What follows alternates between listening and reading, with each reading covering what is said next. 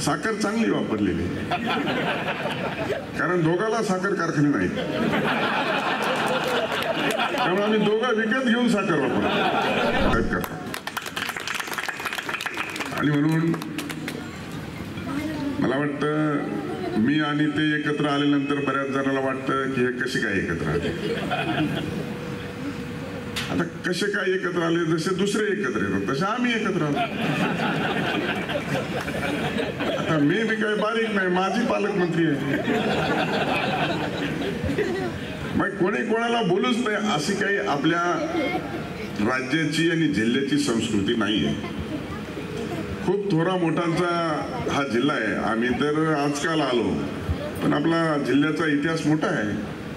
त्यामुळे एकामेकाच्या सुखात गेलं पाहिजे, दुःखात गेलं पाहिजे, स्नेह मेळाव्यात गेलं पाहिजे, दिवाळी फराळात गेलं पाहिजे. तसं आम्ही आलोय. त्यामुळे आता काय अर्थ काढायचं तर त्यांनी समजायचंय. पण फराळात काय कडू थोडी काय, आपल्याकडे गोडच होता फराळ. आता तुमच्याकडे पण गोडच खायला मिळेल अशी माझी अपेक्षा आहे. त्यामुळे आमचा फराळ गोड, तुमचा फराळ गोड, मग सगळं गोड होऊ दे ना. काय अडचण आहे? साखर चांगली वापरलेली, कारण दोघाला साखर कारखाने नाहीत, त्यामुळे आम्ही दोघा विकत घेऊन साखर वापरतो. हे महत्वाचं आहे.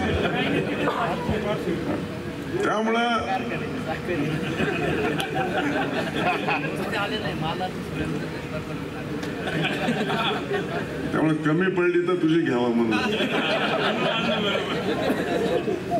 त्यामुळं खरं तर आपण कर्जत, जामखेड काय आणि पारनेर काय, दुष्काळी छायेमध्ये असलेले हे 2 तालुके आहेत, 2-3 तालुके आहेत. आपल्या लोकांच्या भावनाही वेगळ्या आहेत. आपल्या लोकांना जशा पद्धतीने सांभाळावं त्या पद्धतीने लोकांना मोठंही करतात, आणि लोक छोटं करायला बी मागे पुढे बघत नाही. त्यामुळं आता हळूहळू सगळं जाहीर होईल, काळजी करू नका. आता सरकार महायुतीचं आहे, त्यामुळं अधिकृत महायुतीची घोषणा झाल्याच्या नंतरच आम्ही दोघं एकत्र दिसलो. त्याच्या अगोदर दिसलो का कधी? फोनाफोनी करत होतो, पण ते आमच्यातले आमच्यात होतं.